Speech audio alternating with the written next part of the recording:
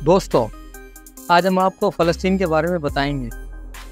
فلسطین ایک ایسا ملک ہے جو تینوں مذاہب یعنی اسلام، کرسچینٹی اور یہودیوں سب کے لیے مقدس ہے۔ فلسطین اس وقت دو حصوں پر مشتمل ہے، ویسٹ بینک اور غزہ۔ ویسٹ بینک کا کنٹرول فتح گروپ کے پاس ہے جس کے سربراہ محمود عباس ہیں، جبکہ غزہ کا کنٹرول حماس کے پاس ہے۔ اس کی آبادی 51,87,000 کے لگ بھگ ہے۔ آبادی میں 97% مسلمان اور باقی یہودی اور عیسائی ہیں۔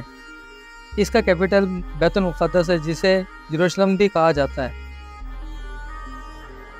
عربی یہاں کی قومی زبان ہے۔ اس ملک پر قدیم مصریوں، اسرائیلیوں، سوریوں، رومن اور اہل فارس نے حکومت کی ہے۔ سن 638 تک 640 عیسوی میں حضرت عمر فاروق رضی اللہ تعالیٰ عنہ کے دور میں فلسطین فتح ہوا۔ سن 1095 میں اہل یورپ نے اس پر قبضہ کر لیا۔ اگلے ہی سال انہوں نے پہلی صلیبی جنگ کا آغاز کیا جو سن 1291 عیسوی تک جاری رہیں۔ 1516 میں اسے عثمانی ترکوں نے فتح کیا اور جنگ عظیم اول تک اس ملک پر قابض رہے۔ جنگ کے دوران انگریزوں نے یہاں فوجی حکومت قائم کی اور یہاں یہودیوں کی آمد کا سلسلہ شروع ہوا۔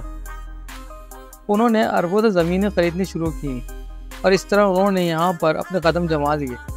1933 میں ہٹلر برسر اقتدار آیا تو اس نے یہودیوں کو ختم کرنا شروع کیا، تو اس طرح فلسطین میں یہودیوں کی آمد تیز ہو گئی۔ 1936 میں انگریزوں نے تجویز پیش کی کہ فلسطین کو یہودیوں اور عربوں کے درمیان تقسیم کر دیا جائے، اور یہ بھی تجویز دی کہ بیت المقدس یعنی یروشلم اور دیگر متبرک مقامات آزاد رکھے جائیں، لیکن عربوں نے اسے تسلیم نہیں کیا۔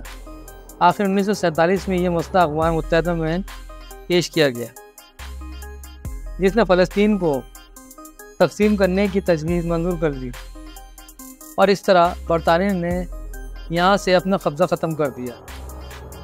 اس طرح 15 مئی 1948 کو فلسطین کو دو حصوں میں تقسیم کر دیا گیا، لیکن عرب ممالک نے اس تقسیم کو قبول نہ کیا۔ یوں اسرائیل اور عرب ملکوں کے درمیان جنگ چھڑ گئی، لیکن حیرت انگیز طور پر عربوں کو اسرائیل نے شکست دے دی۔ اس طرح ان کے درمیان 3 بڑی جنگیں ہوئیں۔ اس طرح ہر جنگ کے نتیجے میں یہودیوں نے عربوں کے کسی نہ کسی حصے پر قبضہ کر لیا۔ اس طرح فلسطین سمٹ کر چھوٹا ہو گیا اور اسرائیل کا رقبہ بڑھتا گیا۔ اسرائیل نے اپنے یہاں ایک قانون پاس کر رکھا ہے۔ اس قانون کے تحت اگر کوئی شخص خود کو یہودی ثابت کرے تو وہ چاہے دنیا کے کسی بھی ملک میں ہو، اسے فری ویزا اور ایئر ٹکٹ دے کر اسرائیل لایا جائے گا اور اسے یہاں کی نیشنلٹی بھی دی جائے گی اور اسے یہاں بسایا جائے گا۔ 1993 میں پہلی بار فلسطین اور اسرائیل کے درمیان معاہدہ ہوا جسے اوسلو معاہدے کا نام دیا گیا، جس میں 78% حصہ اسرائیل کا اور باقی 22% فلسطین کا تسلیم کیا گیا۔ اس معاہدے کے تحت 2014 تک 3 لاکھ یہودیوں کو اسرائیل میں بسا دیا گیا۔ تاہم یروشلم یعنی بیت المقدس پر اب تک کوئی فیصلہ نہیں ہو پایا۔ دونوں ملک اس شہر کو اپنا کیپٹل مانتے ہیں۔